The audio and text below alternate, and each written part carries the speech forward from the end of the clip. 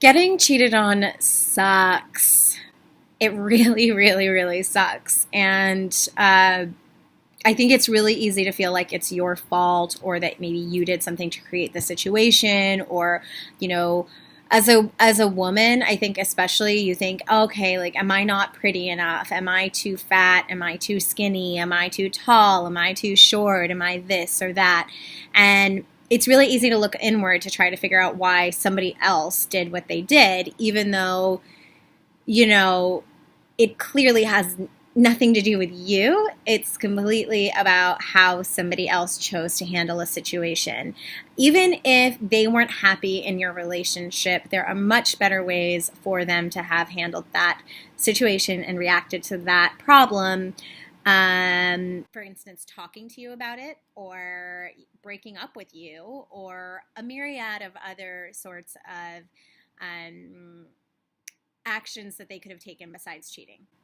And really, I mean, it's such a damaging thing to do. And honestly, full disclaimer, I've done it before.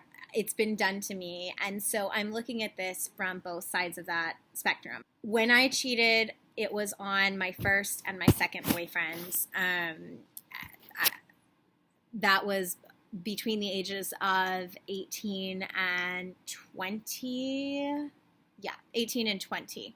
So the last like 10 years or so, I have never cheated because I learned a lot of lessons from those first two times, especially the second person that I was ever with, who was just like the sweetest boyfriend to me ever. He would have done absolutely anything to make me happy, and he absolutely adored me and loved me and went out of his way to try to make sure that I was content and secure and satisfied at all times. And I completely screwed him over. And then my first person that I ever cheated on, it was the first person that I had ever loved, but there were a lot of issues there. He was really not over his ex, and so I was really insecure, and it just wasn't a good situation overall, but I still did not react in the best possible way to the type of insecurity that I felt and sought validation elsewhere when really I should have just ended the relationship with him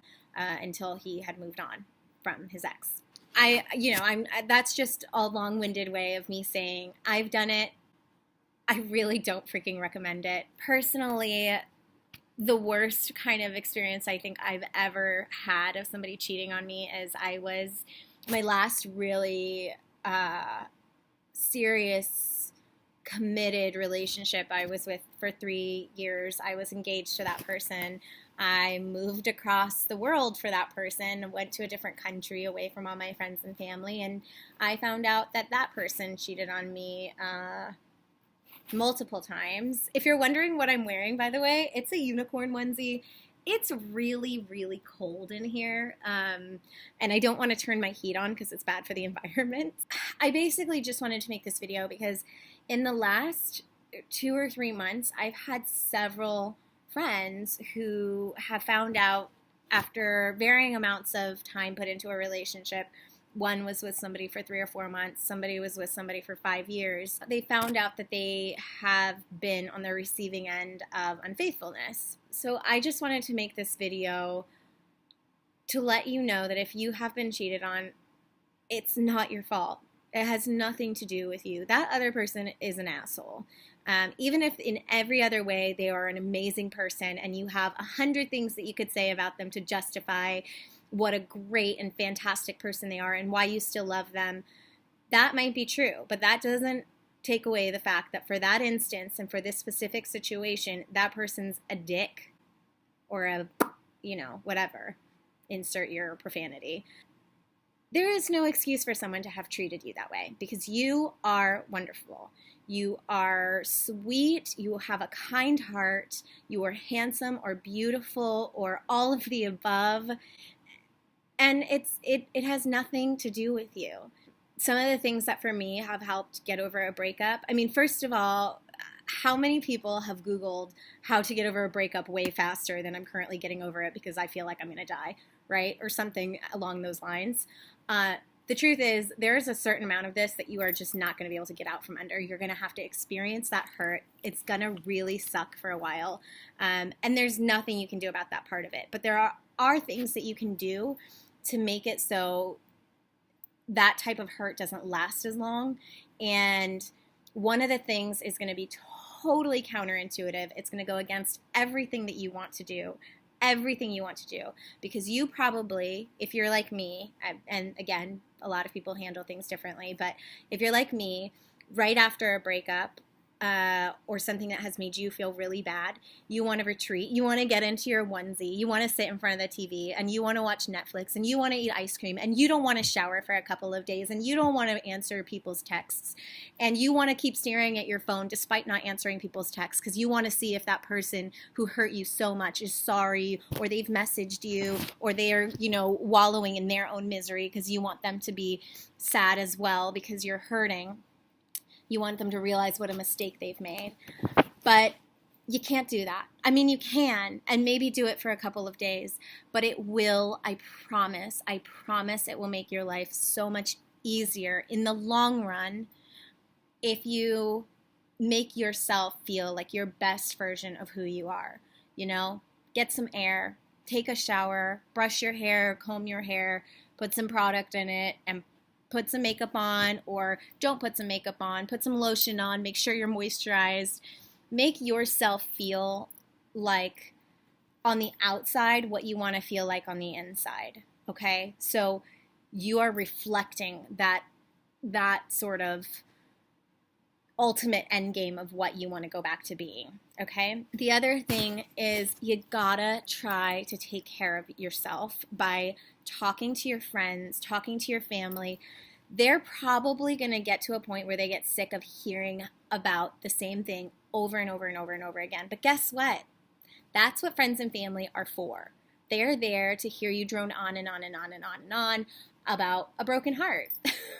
That's what they're there for. Like, if let's say you're, at the 6-month period or a year period, then I would really suggest, if you can afford it, to see a therapist. I've seen therapists. I've seen therapists when I'm really sad, and I've seen them when I'm really happy. And I really, really, really encourage people to go there and to just talk to somebody, because it is awesome to talk to people who literally are getting paid to sit there and listen to you talk about whatever the hell you want to talk about, and who are trained in helping you find coping mechanisms. All right. So that's the other thing. And then lastly, try to remember that even though this one person really hurt you and made you feel like the worst person in the world, try to remember that you know who you are. You know what you really are.